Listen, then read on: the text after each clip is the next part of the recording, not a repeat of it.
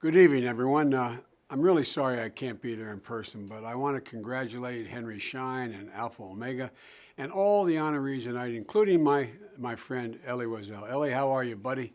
You, Elie, and my dad were the two people who awakened my consciousness more than anyone in the world to the horror of the Holocaust and the obligations that we have as a consequence of that. My dad and you were cut from the same mold. When I read your book, I believe I was in college. Your book Night. I never dreamed I'd get to meet you. I never dreamed that we'd become friends, and I never dreamed that I'd get to continue learning from you on a personal level. So in front of everyone, Elie, I just want to say thank you for your friendship, and thank you for your counsel.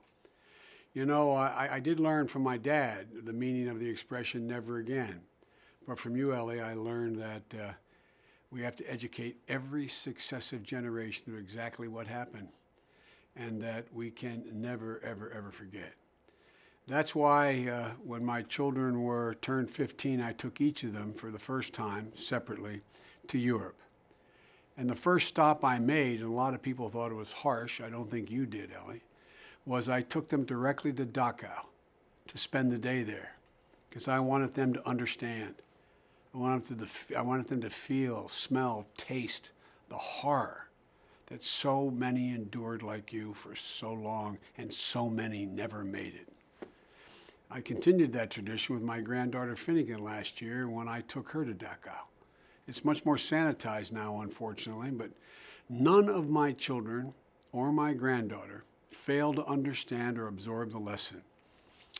And the lesson is, first and foremost, is the ability of otherwise decent people to stand by, knowing that horrible sins against humanity are being committed, and rationalize that it's not their responsibility to do something about it. But the second lesson is to understand the incomparable resilience of the human spirit to overcome virtually anything. Just like you did, Elie, and like my good friend Tom Lantos and Lantos did. And one more thing that I came to realize, what you've always known, it's that our obligation to the survivors is not just to guarantee that it never happens again, but to care for them, to provide for them, to guarantee their well-being, but most importantly, their dignity. In 2012, I was campaigning in South Florida, and I met a man named Jack Rosen, who came up and literally grabbed me by the arm and insisted that I listen. It was Jack and his colleagues who pointed out to me that many of the more than 100,000 survivors of the Holocaust living in the United States, including many right there in New York, find themselves in desperate financial circumstances. Many suffer from poor health.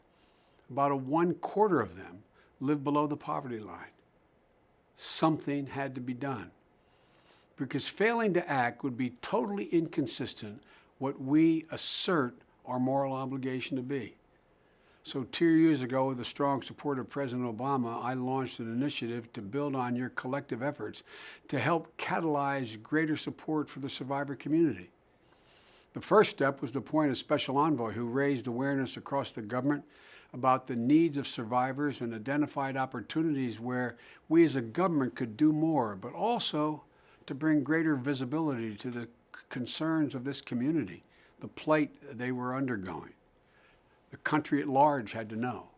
So we created a new partnership through AmeriCorps to bring together volunteers with community-based organizations to help support survivors. And last month, we announced a $12 million grant for organizations that provide services to Holocaust survivors. And most critically, we issued a call for more innovative public-private partnerships to fill in the gaps where survivors have unmet needs. And that's where Henry Schein and Alpha Omega stepped up.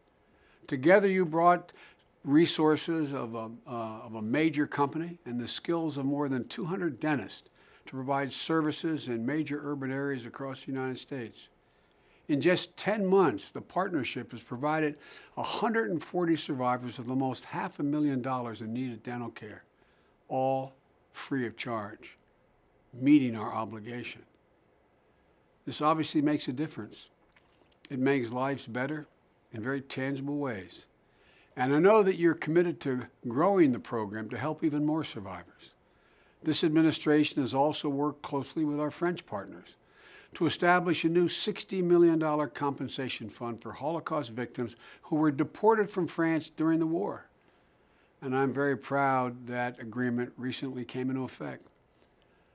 So thank you. Thank you, Henry Schein. Thank you, Alpha Omega Brotherhood, for answering the call to action. And thanks to all of you assembled in that ballroom. Thank you for supporting the Blue Card and their mission. And if you don't mind, Elie, I'd like to quote you again. You once said, "Because I remember, I despair. Because I remember, I have a duty to reject despair." That's what we're all about. Rejecting despair. Taking action to deal with those in desperate circumstances. Restoring their dignity. Elie and Tom Lantos and all the men and women and children who endured the horrors of Nazi oppression, who yet continue to live. You continue to live with purpose and kindness and respect. You've shown us that the human spirit truly is indomitable. And together, we can make sure that every Holocaust survivor in the United States is living in peace, dignity, and security. So again, let me end where I began.